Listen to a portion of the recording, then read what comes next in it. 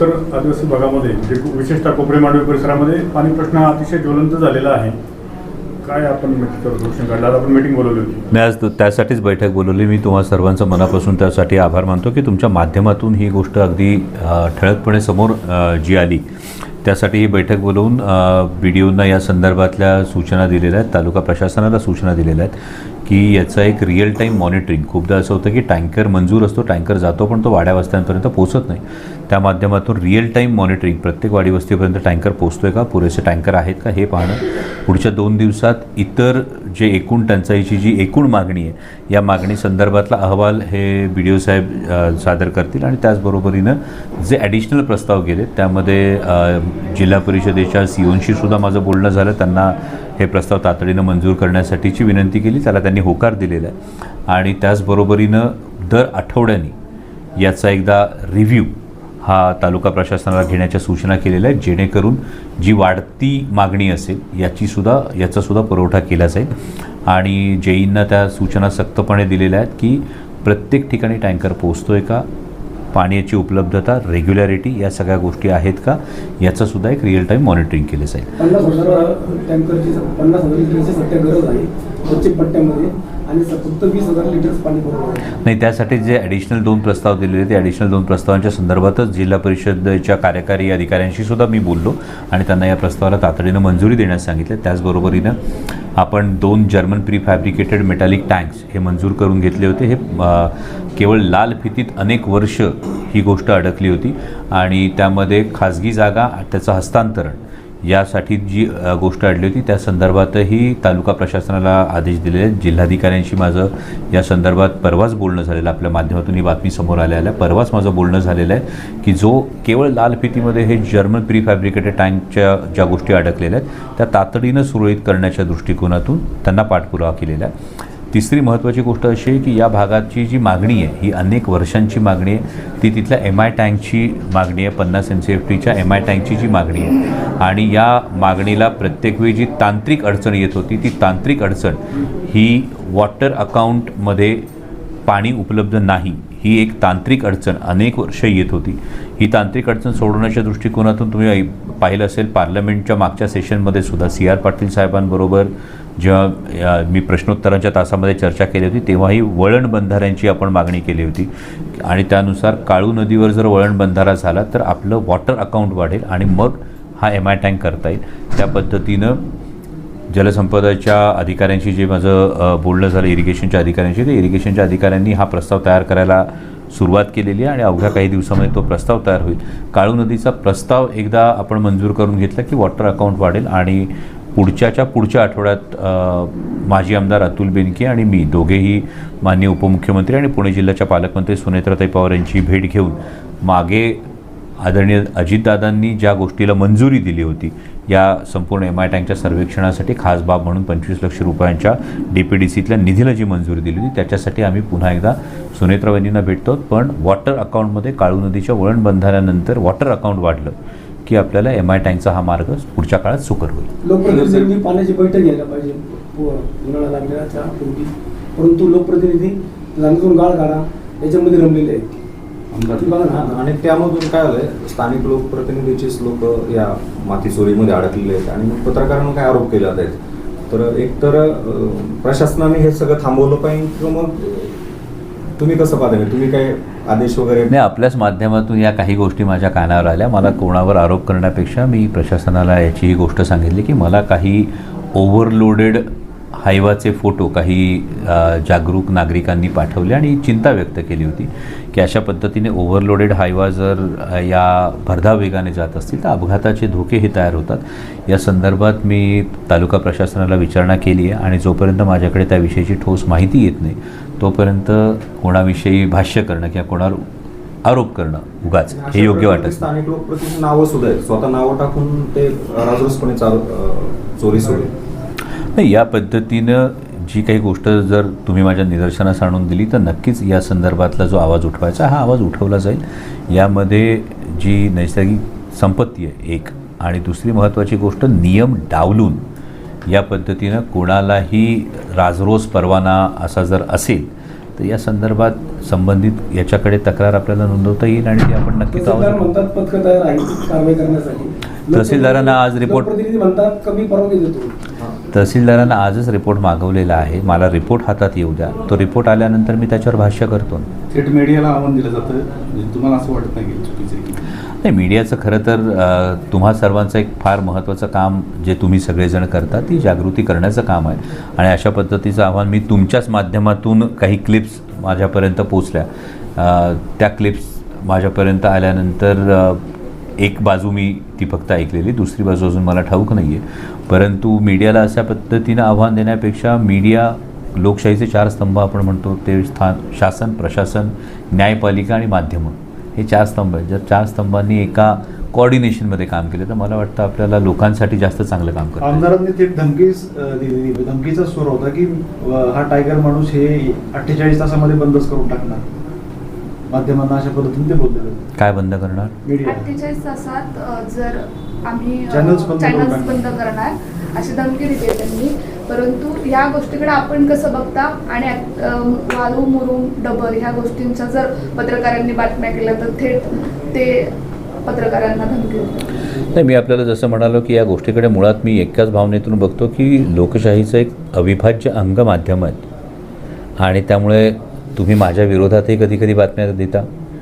पण म्हणून मी तुमच्यावर राग धरण्यापेक्षा मला वाटतं माध्यमं आरसा आहेत. त्यामध्ये आपल्याला जर आरशात जर बघणं बंद केलं तर मग आपली अडचण होईल आणि त्यामुळे माझं एक स्वतःचं म्हणणं आहे की माध्यमही आरसा आहे आणि त्या निरक्षीर विवेकबुद्धीनं जी माध्यमं रिपोर्ट करतात त्या पद्धतीने त्या माध्यमांचा तितकाच आदर केला पाहिजे. तुमच्या कधी ते विरोधात बातम्या देतील, कधी ते तुमच्या सपोर्टमध्ये बातम्या देतील. की माध्यमं हा काही तुमचा सोशल मीडिया स्वतःचा नसतो आणि त्यामुळे आपल्या सोशल मीडियात राजकीय लोकांचे जे असतं ते आपण बोलू शकतो, पण माध्यमांनी निरक्षीर विवेकबुद्धीनं वार्तांकन करणं ही जी अपेक्षा असते आणि जे ती अपेक्षा पूर्ण होत असेल तर अशा माध्यमांना वेठीला धरणं हे नक्कीच चुकीचं आहे. खासदार साहेब म्हणत होते की शिवनेरीच्या पायथ्याशी काही अतिक्रमण आहेत, सामाजिक कार्यकर्त्यांनी काही आंदोलने केली गेली, या सगळ्या अतिक्रमणाकडे आपण कसं बघतो? नाही, शिवनेरीच्या जर आपण बघितलं तर आता युनेस्कोचा सुद्धा याच्यामध्ये यादीमध्ये शिवनेरी किल्ल्याचा समावेश झालेला आहे आणि या पुढच्या काळामध्ये जसं तर युनेस्कोचा जेव्हा प्रस्ताव हा संपूर्ण होईल तेव्हा या सगळ्या पद्धतीच्या अतिक्रमणांवर एक मोठा चाप बसेल आणि पायथ्याशी होणारी ही अतिक्रमण किल्ल्याच्या, कारण हा आपला एक ऐतिहासिक वारसा आहे आणि शिवजन्मभूमीच्या पायथ्याशी जर अशा पद्धतीच्या अतिक्रमणं होत असतील तर त्याला प्रशासनानं याच्यावर वेळीच कठोर कारवाई करणं गरजेचं आहे कारण या पुढील काळामध्ये हे जागतिक दर्जाचं होणार आहे. आपण काय सूचना करा? पुणे नाशिक रेल्वे ज्वलंत प्रश्न गेले अनेक दिवस आहे, नेमकं काय परिस्थिती आहे? नाही, पुणे नाशिक रेल्वेच्या संदर्भामध्ये आपण सातत्यानं लढा देतोच आहोत, पण त्यामध्ये सुद्धा आता एक फार महत्त्वाची गोष्ट या पुढील काळात आपण करतो आहोत की जी मिरज मुंबई लाईन जी होती, मुंबई चेन्नई लाईन, ही मुंबई चेन्नई लाईन ही आपण आपल्या भागाच्या दळणवळणाच्या दृष्टिकोनातून आपण फार त्याची अलाइनमेंट ही बऱ्यापैकी अलीकडे आणलेली आहे जेणेकरून आपल्या भागातल्या कृषी मालाला सुद्धा त्याचा फार मोठा फायदा होईल. आपल्या भागाच्या एकूण ट्रॅफिक कंजेशनच्या दृष्टिकोनातून त्याचा फार मोठा फायदा होईल. या लाईनला आपण दोन्ही बाजूनी 10-10 मीटरचे सर्व्हिस रोडसुद्धा प्रपोज केलेले, जो संपूर्ण प्रस्ताव खरं तर तुमच्यासमोर जेव्हा तो येईल तेव्हा तुम्हाला त्या संदर्भातली ही गोष्ट कळेल की जेणेकरून तळेगाव चाकण शिक्रापूरचा जो ट्रॅफिकचा कंजेशन आहे याला एक अल्टरनेटिव्ह रूट आपण तयार करतो आहोत. त्याचबरोबर त्यातलं जे पुणे नाशिक हायवेच्या परिसरामधलं जे स्टेशन असेल त्याला कालच मी रेल्वेच्या अधिकाऱ्यांची बैठक घेतली. त्यांना स्पेशल तिथे ॲग्रिकल्चर रॅक आणि एक इंडस्ट्रियल रॅक या दोन्ही आपण त्यासाठी विनंती केलेली आहे. त्यामुळे पुणे नाशिक सेमी हायस्पीड रेल्वेच्या एकीकडे पाठपुरावा सुरू असतानाच आपल्या भागाच्या अडचणी ज्या आहेत या सोडवणुकीच्या दृष्टिकोनातून आपण याही जो 3rd and 4th line Mumbai Chennai railway याचं जे म्हणतो त्याचासुद्धा आपण आपल्या भागाच्या विकासासाठी वापर करून घेतो. खासदार साहेब, पुरातत्व विभागाकडनं शिवनेरीवर तिकीट लागू करण्याचा विचार दिला आहे, याकडे कसं होतं आणि आपण काही विभागाशी काय संपर्क करून? नाही, त्यामधलं नेमकं कारण काय ही माहिती घेणं गरजेचं आहे. मुळात पुरातत्व खात्याचा जो काही निधी असतो हा पुरातत्व खात्याच्या कडे असणारं एकूण जे बजेट असतं, जे मला अधिकाऱ्यांनी सांगितलं ते बजेट खूप कमी असतं आणि त्या किल्ल्याच्या डागडुजीसाठी आणि इतर गोष्टींसाठी जर त्यांना ही गोष्ट लागत असेल तर ती नेमकी का लागते याचं मी नक्कीच त्यांच्याकडून आधी स्पष्टीकरण घेईल. कारण ज्या छत्रपती शिवाजी महाराजांचं नाव घेऊन आपण पुढे जगतो, रोजचा श्वास घेतो, त्या छत्रपती शिवाजी महाराजांच्या जन्मस्थळाची डागडुजी करण्यासाठी सुद्धा तुम्हाला वेगळ्या निधीची आवश्यकता आहे का? तर हे पुरातत्व खात्याचं नेमकं तिकीट का लावलं आहे याची माहिती मला घ्यावी लागेल. अहमदाबाद ऑलरेडी लेण्याद्रीला तिकीट चालू असल्यामुळे तिथं अनेकदा वादविवाद होत असतात. शिवनेरीवर सरकार जर आपण पाहिलं की शिवरायांचं नाव घेऊन सरकार हे काम करतं आणि त्या सरकारकडे जर शिवरायांसाठी निधी नसेल तर हे कुठंतरी चुकीचं आहे. शिवभक्तांमध्ये ती नाराजी आहे. त्यासाठी आपण नाही, बरोबर, शिवप्रेमींमध्ये शिवभक्तांमध्ये नाराजी असणं खूप स्वाभाविक आहे. कारण मी स्वतः या संदर्भामध्ये गडकिल्ल्यांकडे पर्यटनाचा जो ओघ गेल्या काही वर्षामध्ये वाढलेला आपण पाहतो आहोत. यासाठी गेले एक 10-15 वर्षापूर्वीचा जो एक काळ होता जिथे तुम्ही आणि मी आवर्जून लोकांना सांगत होतो की छत्रपती शिवाजी महाराजांचा इतिहास या गडकिल्ल्यांनी जपला, या गडकिल्ल्यांकडे आपण पावलं वळवली पाहिजेत. एकीकडे ही सगळी मूवमेंट आपण करत होतो आणि आता मात्र त्या गडकिल्ल्यांवर जाण्यासाठीच जर तिकीट लावलं जात असेल तर नक्कीच हे शिवप्रेमींमध्ये हे रोषाचं कारण आहे. कारण तिथं प्रत्येक शिवप्रेमी येतो तो ती प्रेरणा घेण्यासाठी येत असतो आणि त्यामुळे महसुलाचे इतर अनेक उपाय योजना असू शकतात. त्यामध्ये शिवप्रेमींनी गडावर येणाऱ्या शिवप्रेमींना तिकीट लावणं हे माझ्या दृष्टीने हे चुकीचं आहे. अहमदाबाद राष्ट्रवादी पक्षाचे जे काही प्रवक्ते आहेत त्यांच्यावर नुकतीच स्थायीपेक झाली, एक निषेधार्ह घटना घडली. याकडे आपण कसं बघता आणि आपण काही नाही, नक्कीच ही अत्यंत निषेधार्ह गोष्ट आहे की आपण काय म्हणतो आपला महाराष्ट्र हा पुरोगामी विचारांचा आहे आणि हे करत असताना एक सांस्कृतिक वारसा आणि वसा हा महाराष्ट्राला आहे जिथं विचारांचा विरोध हा विचारांनी करणं खूप गरजेचं आहे. आणि अशा पद्धतीनं जर घटना घडत असेल तर मला वाटतं की गृहखात्यानं सुद्धा त्याची तात्काळ दखल घेणं गरजेचं होतं. पण ही अत्यंत दुर्दैवी एक चिंताजनक गोष्ट समोर आली की अशी एक गोष्ट घडते आणि महाराष्ट्र राज्याचे एक मंत्री या घटनेचं समर्थन करतात. मला वाटतं माननीय मुख्यमंत्र्यांनी खरं तर याच्यावर संबंधित मंत्री महोदयांना समज दिली पाहिजे की सरकार या गोष्टीला ही समर्थन करतं आहे का. कारण सरकारमधला जर एक मंत्री अशा कृत्याचं समर्थन करत असेल तर याचं सरकारचं समर्थन आहे का या गोष्टीला, याविषयी प्रश्न निर्माण होतो. महत्त्वाच्या लोकांना आहे ना अजिबात धाक राहिलेलं नाही. क्राईम जनतेची कामं करून खूप वाढल्या सध्या स्थानिक सह आता राज्यभरामध्ये. आपण पाहतोय की लहान मुलांवर अत्याचाराच्या घटना, महिला अत्याचाराच्या घटना वाढल्यात. अहमदाबाद नुकताच येणार सेवेचा जो अहवाल आला त्यातही अनेक भ्रष्टाचाराची प्रकरणं असतील, महिला अत्याचार, त्यात महाराष्ट्र जवळपास पुढे आहे, अव्वल क्रमांकावर आहे. आणि गृहमंत्री त्याकडे लक्ष देत नाही, देशाचे गृहमंत्री लक्ष देत नाही. आपण तसं बघतोय. नाही, देशाच्या गृहमंत्र्यांकडे याच्यातल्या काही मर्यादित गोष्टी खरं तर येतात, परंतु यातला होम डिपार्टमेंट इज प्रिन्सिपली हा राज्याचा हा प्रामुख्यानं भाग येतो आणि खरं तर राज्याचे गृहमंत्री हेच मुख्यमंत्री आहेत आणि त्यामुळे माननीय गृहमंत्र्यांनी आणि अर्थात आपल्या मुख्यमंत्र्यांनी याच्याकडे बारकाईनं लक्ष देणं गरजेचं आहे. कारण अशा पद्धतीनं ही जी वाढती गुन्हेगारी आहे आणि जर भ्रष्टाचाराची प्रकरणं असतील किंवा बाललैंगिक अत्याचाराची जी प्रकरणं असतील याच्यामध्ये इतक्या मोठ्या प्रमाणावर जर वाढ होत असेल तर याच्यावर गृहमंत्र्यांनी बारकाईने लक्ष देणं हे जास्त गरजेचं आहे. अगोदर काही लोकप्रतिनिधी मुळात जातीवादी काही वक्तव्य करतात, समाजात तेढ निर्माण करण्याचा प्रयत्न करतात आणि सरकार त्याच्याकडे दुर्लक्ष करतं. म्हणजे सरकार पुरस्कृत या सगळ्या गोष्टी झाल्या असं वाटतं. मला वाटतं तुमच्या प्रश्नात याचं उत्तर आहे. तुम्हाला काय वाटतं तुम्ही सांगा. मी तुम्हाला ते सांगितलं. मला काय वाटतं हे मी कायम फार सोप्या पद्धतीत सांगतो की प्रत्येक जात आणि धर्म दगडासारखी असते. दगडाने भिंत बांधली तर समाज तुटतो आणि दगडाने पूल बांधला तर समाज जोडला जातो. तेव्हा दगडाचा वापर भिंती बांधण्यासाठी करायचा का पूल बांधण्यासाठी करायचा हे प्रत्येकाने ठरवायचं आहे. परंतु दुर्दैवानं जर हा सद्सद्विवेक ठेवला नाही तर मात्र परिस्थिती अवघड होते. खतर आपण पुन्हा एकदा तालुक्यात येऊया. केबल तोरणचा मोठ्या प्रमाणात सुळसुळाट झाला आहे, शेतकऱ्यांचं आर्थिक नुकसान होते आणि तरी देखील भंगार व्यावसायिकांची चौकशी होत नाही. नाही, आत्ताच मी पोलिसांनाही त्या संदर्भातल्या सूचना दिल्या, सक्त सूचना दिलेल्या आहेत की SP साहेबांचे तसे आदेश असतानासुद्धा जे भंगार गोळा करणारे जे काही व्यावसायिक असतील त्यांची हजेरी घेण्याचा एक आदेश हा SP साहेबांनी दिला होता. त्याची तातडीनं अंमलबजावणी करणं हे गरजेचं आहे. आणि आत्ताही गेल्या काही दिवसामध्ये पुन्हा एकदा मोटारींच्या ज्या केबल आहेत या चोरण्याचं जे प्रमाण वाढलं याचं नेक्सस लवकरात लवकर त्याचा रिझल्ट देण्याचे आदेश हे पोलीस अधिकाऱ्यांनी दिलेत. जागतिक स्तरावर युद्धाची परिस्थिती आहे. भारतीय बाजारपेठ देखील मालांना बाजारभाव नाही. शेतकरी अगदी मेटाकुटीला आलेला आहे. शासन दरापती काय विचार चालू आहे संदर्भात? नाही, काल माननीय पंतप्रधानांचं जर आपण संबोधन ऐकलं, मला वाटतं बेंगळुरूमध्ये आणि कदाचित हैदराबादमध्ये या दोन्ही ठिकाणी त्यांनी संबोधन दिलं. तर सर्वसामान्यांच्या खरं तर चेहऱ्यावर चिंतेची रेषा वाढवणारी अशी ती संबोधनं होती. म्हणजे लवकरच पेट्रोल डिझेलमध्ये दरवाढ होईल का हे संबोधन पाहिल्यानंतर हा एक फार महत्त्वाचा प्रश्न या निमित्तानं तयार होतो. दुसरा, यामध्ये अनेक पॉलिसीज आहेत. म्हणजे तुम्ही शेतकऱ्यांचा विषय मांडला तर संसदेमध्ये सातत्यानं अन्नदाता ते ऊर्जादाता, म्हणजे माननीय पंतप्रधानांनी काल असं सांगितलं की पेट्रोल डिझेलचा वापर कमीत कमी करा, पुढचं 1 वर्षभर सोनं विकत घेऊ नका, स्वदेशी वस्तूंचाच वापर करा. हे कुठेतरी निदर्शन असेल. त्यात माननीय पंतप्रधानांचं म्हणणं होतं की पुरवठा साखळी विस्कळीत झालेली आहे. आज तुम्ही चीन बघितलात, आज तुम्ही रशिया बघितलात, आज तुम्ही अमेरिका बघितलं तर हे तेलाच्या बाबतीत आता स्वयंपूर्ण अमेरिका आणि रशिया, चीनने बऱ्यापैकी त्याचा साठा ठेवलेला आहे. आणि भारतीय एकूणच अर्थव्यवस्थेवर एक गंडांतर येईल का अशी एक धास्ती माननीय पंतप्रधानांच्या कालच्या विधानातून जो अर्थध्वनीत होतो त्यातून ती दिसते. त्यामुळे एकूणच अर्थकारणावर मोठे परिणाम होणाऱ्या गोष्टी होतील. जी एक गोष्ट स्पष्ट दिसते ती कदाचित लवकरच पेट्रोल आणि डिझेलच्या भावांमध्ये मोठ्या प्रमाणावर वाढ होईल. दुसरी महत्त्वाची गोष्ट, माननीय पंतप्रधानांनी लॉकडाऊनचा उल्लेख केला आणि हा लॉकडाऊनचा उल्लेख वर्क फ्रॉम होमचा केला. पण कदाचित सरकारला याचा विसर पडला की या लॉकडाऊनच्या काळामध्ये अर्थव्यवस्था जर कोणी जगवली असेल, जर कोणी टिकवली असेल तर ती शेतकऱ्यांनी टिकवली होती. आणि आज तुम्ही कांद्याची परिस्थिती पुन्हा एकदा काय आहे ती पाहताय.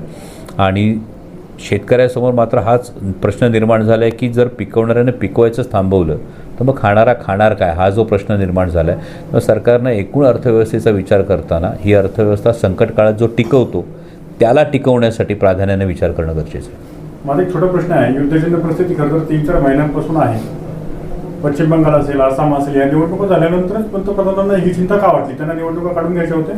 पुन्हा एकदा तुमच्या प्रश्नात त्याचं उत्तर आहे.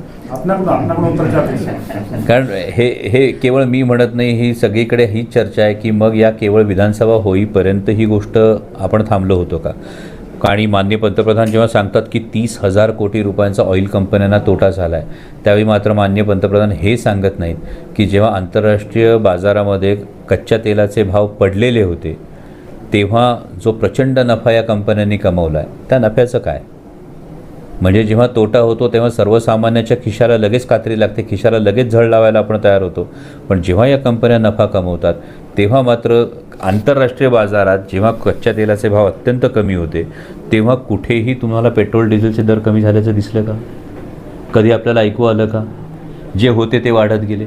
दुसरी गोष्ट, मगाशी मी जी म्हणत होतो की अन्नदाता ते ऊर्जादाता नावाची एक स्कीम सरकारनं आणली होती.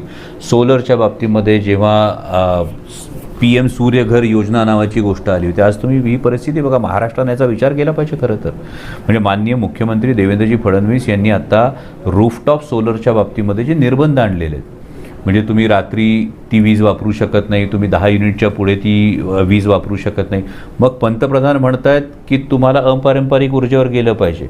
मात्र महाराष्ट्राचे मुख्यमंत्री म्हणत आहेत की नाही, तुम्ही जरी जनरेट केलेली असली तरी ती रात्री त्याचा उपयोग होणार नाही. मग PM सूर्यघर योजना जी आहे ही फेल महाराष्ट्र करतोय का?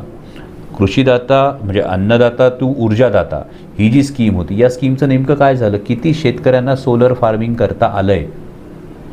या शेतकऱ्यांना सोलर फार्मिंग करता येईल असं स्वप्न जे दाखवलं त्याचं नेमकं काय झालं? आपण अपारंपरिक ऊर्जेसाठी किती प्रगती केली? इलेक्ट्रिक व्हेकल्सचा आपल्याकडे सुरुवात झाली, पण आपलं EV धोरण हे सक्सेसफुल झालं की फेल्युअर झालं? मग नेमकं आपल्याकडे ज्या तेलाचे विहिरी नाहीत किंवा तेलाचे साठे नाहीत, हे गेल्या काही वर्षात नाही घडलेली गोष्ट, पण मागच्या 10 वर्षातली. Is this a policy failure? हा एक महत्त्वाचा प्रश्न या निमित्तानं येतो. आणि माननीय पंतप्रधान जेव्हा हे सांगतात तेव्हा ती एक अप्रत्यक्ष कबुली आहे का या पॉलिसी फेल्युअरची? हा प्रश्नसुद्धा तयार होतो. एक शेवटचा प्रश्न, जर माननीय पंतप्रधानांचं वक्तव्य पाहता देशाला पुन्हा एकदा आर्थिक लॉकडाऊनला सामोरं जावं लागेल का? आणि अशी जर परिस्थिती राहिली तर शेतकरी कसा जगेल? नाही, पुन्हा एकदा मी लॉकडाऊनची आठवण करून देऊ इच्छितो की शेतकरीचं जगवू शकतो देशाची अर्थव्यवस्था. मात्र तो जे योगदान या अर्थव्यवस्थेला देतो ना, त्याची कदर ही योग्य पद्धतीनं केली गेली पाहिजे. त्याला त्याच्या मालाचा जो हमी भाव आहे हा मिळाला पाहिजे. म्हणजे आज आपण सगळ्याच MSPची जर परिस्थिती बघितली तर MSPच्या यादीमध्ये असलेली जर पिकं बघितली तर MSPचा दिलेला भाव आणि ॲक्च्युली होत असणारी खरेदी याच्यामध्ये अजूनही तफावत आपल्याला बघायला मिळते ना. त्यामुळे आर्थिक लॉकडाऊन हे होईल का, की पुरवठा साखळीच ओव्हरऑल डिस्टर्ब झाल्यामुळे त्याची अडचण येईल? आणि जेव्हा ही अडचण येईल तेव्हा पुन्हा एकदा आपल्याला हे चित्र स्पष्टपणे दिसेल की अर्थव्यवस्था तगवण्याचं काम जर कोणी केलं तर ते शेतकऱ्यांनीच केलेलं असेल आणि केवळ माझी भावना एवढी आहे की त्या शेतकऱ्याला त्याचं जे योगदान आहे त्याचा मोबदला योग्य मिळाला. आपल्या शिरूर लोकसभेत खरं तर जर पाहिलं तर कांदा उत्पादक शेतकरी मोठ्या प्रमाणात आहेत. सध्या कांदा इतका मोठ्या प्रमाणात शेतकऱ्यांचा पडू नये, परंतु त्यावर जर ठोस उपाय जर म्हटलं तर कांद्यावर निर्मिती प्रक्रिया उद्योग खरं तर इथं सुरू झाले पाहिजे, ती होताना दिसत नाही. कांद्यावर निर्मिती प्रक्रिया उद्योगाचं एक महत्त्वाची गोष्ट अशी आहे की या कांद्या निर्मिती उद्योगासाठी लागणारा जो कांदा आहे हा प्राधान्यानं पांढरा कांदा हा जास्त मोठ्या प्रमाणावर वापरला जातो, ज्याचं उत्पादन आपल्याकडे होत नाही. आपल्याकडे लाल कांद्याचं उत्पादन हे जास्त प्रमाणात होतं. दुसरी फार महत्त्वाची गोष्ट यामध्ये ड्राईड अनियन हा जो एक कॉन्सेप्ट आहे यासाठी सुद्धा मी मागेही संसदेमध्ये सुद्धा ही मागणी केली होती की जर आमच्याकडे GMRT, माझं एक फार सोपं म्हणणं आहे की मगाशी जो आपण प्रश्न विचारलात की पुणे नाशिक सेमी हायस्पीड रेल्वेला सगळ्यात मोठी अडचण काय, तर GMRTची अडचण. आमच्याकडे MIDC व्हायला सगळ्यात मोठी अडचण काय, GMRTची अडचण. GMRT हा आंतरराष्ट्रीय ख्यातीचा कीर्तीचा एक मानाचा प्रोजेक्ट आहे, पण हा मानाचा प्रोजेक्ट जर आम्ही आमच्या अंगावर घेतलेला आहे आणि त्यामुळे आमच्याकडे डेव्हलपमेंट नाही तर आमच्याकडे का तुम्ही स्पेशल ॲग्रो प्रोसेसिंग झोन करू शकत नाही. हे माझं भांडण सातत्यानं केंद्र सरकारशी आहे की जर आम्ही केंद्र सरकारचा एक इतका मोठा प्रोजेक्ट आमच्या याच्यावर घेऊन आमचा विकास अडवून ठेवलेला आहे तर मग आम्हाला त्याचे पर्यायी मार्ग, ज्याला पर्यावरणपूरक आपण मार्ग म्हणतो, ते स्पेशल झोन तुम्ही आमच्याकडे ॲग्रिकल्चर प्रोसेसिंगचा तुम्ही का करत नाही आहात, हे आमचं म्हणणं आहे. आणि हे जेव्हा होईल तेव्हा जे आपण कांद्याचा प्रश्न म्हणतो, हा कांद्याचा प्रश्न काही प्रमाणात का होईना सोडवण्यासाठी नक्कीच मदत होईल. दुसरा एक फार अडचणीची गोष्ट अशी झालेली आहे की आपल्या धरसोडीच्या परराष्ट्र धोरणामुळे कांद्याचं जे आपल्या हक्काचं मार्केट होतं, हे गल्फमधलं मार्केट होतं, हे साऊथ ईस्टमधलं मार्केट होतं, हे मोठ्या प्रमाणावरचं मार्केट केंद्र सरकारच्या धरसोडीच्या धोरणांमुळे बऱ्यापैकी इराणकडे गेले, बऱ्यापैकी पाकिस्तानकडे गेलेले. आता इराण आणि इस्रायलच्या युद्धामुळे खरं तर एक अशी अपेक्षा निर्माण झाली होती की कदाचित इराणच्या युद्धजन्य परिस्थितीमुळे, म्हणजे हे खरं तर अत्यंत दुर्दैवी आहे, परंतु एखाद्या राष्ट्राच्या युद्धजन्य परिस्थितीमुळे कदाचित इराणच्या कांद्याऐवजी भारतीय कांद्याची ही मागणी वाढेल. परंतु यामध्ये सरकारनं डोळे उघडे ठेवून ही जी काही संकटातून एक दिसते संधी दिसू शकते, या गोष्टीचा शेतकऱ्यांच्या हितासाठी वापर करणं गरजेचं आहे.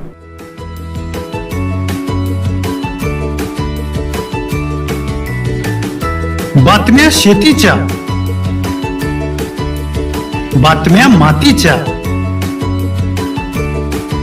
बातम्या अन्यायाच्या, गुन्हेगारीच्या,